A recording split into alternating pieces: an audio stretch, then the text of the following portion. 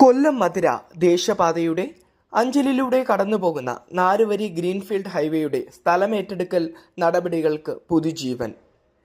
NH-66 കടമ്പാട്ടുകോണത്ത് നിന്നും ആരംഭിച്ച് നിലവിലെ NH-744 ഇടമണ്ണ സമീപമുള്ള ഉറുകുന്നുവരെയാണ് 38.2 കിലോമീറ്റർ ദൂരമുള്ള 45 മീറ്റർ വീതിയിൽ 4 വരി ഹൈവേ നിർമ്മിക്കുന്നത്. NH-744 കൊല്ലം മധുര ദേശീയപാത കൊല്ലം, തിരുവനന്തപുരം എന്നീ 2 ജില്ലകളിലൂടെയാണ് കേരളത്തിൽ കടന്നു പോകുന്നത്. 38.2 കിലോമീറ്റർ വരുന്ന ഗ്രീൻഫീൽഡ് റീച്ചും 21.1 കിലോമീറ്റർ വരുന്ന ബ്രൗൺഫീൽഡ് റീച്ചുമാണ് നിർദ്ദിഷ്ട പാതയ്ക്ക് കേരളത്തിലുള്ളത്. നിർദ്ദിഷ്ട 4 വരി പാതയ്ക്ക് 45 മീറ്റർ വീതിയാണ് ഉള്ളത്. എന്നാൽ വനമേഖലയിൽ 30 മീറ്റർ വീതിയിലാണ് നിർദ്ദിഷ്ട പാത നിർമ്മിക്കുക. കൊല്ലം മധുര ദേശീയപാതയ്ക്കായി കൊല്ലം ജില്ലയിൽ 11 വില്ലേജുകളിൽ നിന്നും സ്ഥലമേറ്റെടുക്കും. 9 വില്ലേജുകളിൽ നിന്നും സ്ഥലമേറ്റെടുക്കുന്നത് ഗ്രീൻഫീൽഡ് പാതയ്ക്ക് വേണ്ടിയാണ്. 2 വില്ലേജുകൾ തെന്മല, ആര്യങ്കാവ് എന്നീ വില്ലേജുകളിൽ നിലവിലെ പാത വീതി കൂട്ടിയാണ് സ്ഥലമേറ്റെടുക്കുന്നത്. 30 മീറ്റർ മാത്രമാകും ആര്യങ്കാവ്, തെന്മല വില്ലേജുകളിൽ നിർദ്ദിഷ്ട പാതയുടെ വീതി. വനമേഖല ആയതിനാലാണത്.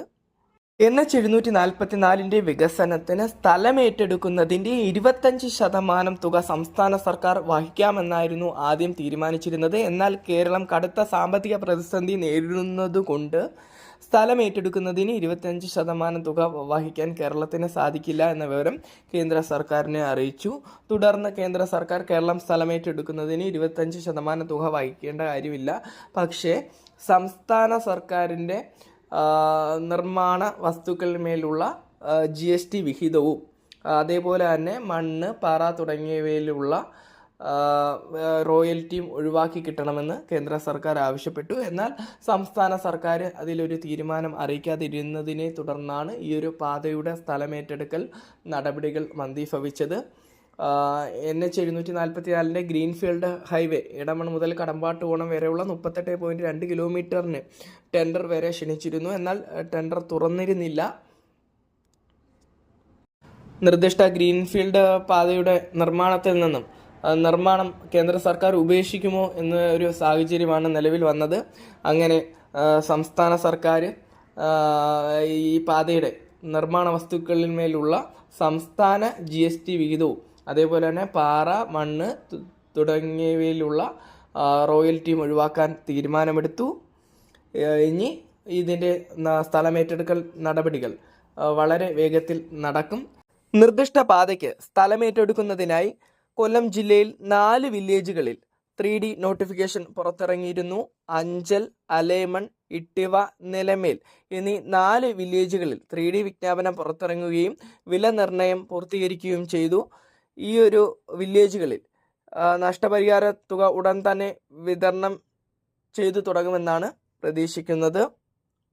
ഏരൂർ, ആയിരനെല്ലൂർ, ഇടമൺ, കോട്ടുക്കൽ, ചടയമംഗലം എന്നീ 5 വില്ലേജുകളിൽ നേരത്തെ 3A നോട്ടിഫിക്കേഷൻ പുറത്തിറങ്ങിയിരുന്നു. എങ്കിലും 3D നോട്ടിഫിക്കേഷൻ 1 വർഷത്തിനുള്ളിൽ തന്നെ പുറത്തിറങ്ങാത്തതിനാൽ 3A നോട്ടിഫിക്കേഷൻ അസാധുവായിരുന്നു. ഈ 5 വില്ലേജുകൾ ഒരിക്കൽ കൂടി 3A നോട്ടിഫിക്കേഷൻ പുറത്തിറങ്ങും.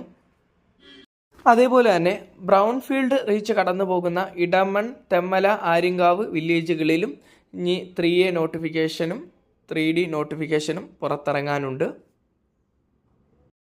വളരെ വികസന സാധ്യതയുള്ള ഒരു പ്രോജക്റ്റാണ് കൊല്ലം മധുര ദേശീയപാത. നിർദ്ദിഷ്ട പാത യാഥാർത്ഥ്യമാകുമ്പോൾ കൊല്ലം ജില്ലയുടെ കിഴക്കൻ മേഖലയിലെ വിനോദസഞ്ചാര കേന്ദ്രങ്ങൾക്കും അതുപോലെ തന്നെ വൻകിട വ്യവസായ സ്ഥാപനങ്ങൾ വരികയും ആയിരക്കണക്കിന് പേർക്ക് തൊഴിൽ ലഭിക്കുമെന്നും പ്രതീക്ഷിക്കുന്നു.